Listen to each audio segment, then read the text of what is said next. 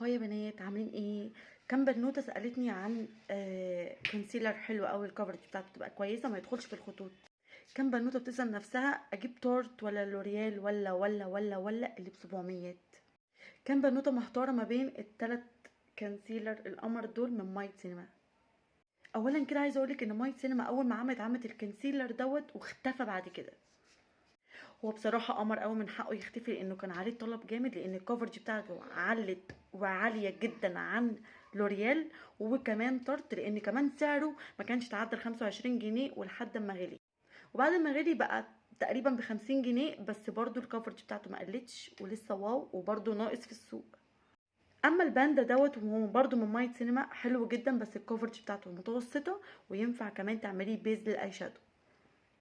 احلى حاجه بقى عجبتني في الكونسيلر دوت لان البيز بتاعه مختلف تماما عن اي كونسيلر جربته، حتى اللوريال. واللي ما عجبنيش في اللوريال ان هو بيدخل في الخطوط ساعات لو ما رطبتيش كويس او نسيتي. اما بقى دوت طريقته في الدمج حلوه قوي، سهل جدا، درجاته كويسه قوي قوي قوي، بيعمل بيز للحواجب بعد ما بتنضفي، حلو جدا. واكتر حد حبيته هو ده والاولاني، وكان عامل 35 جنيه بس.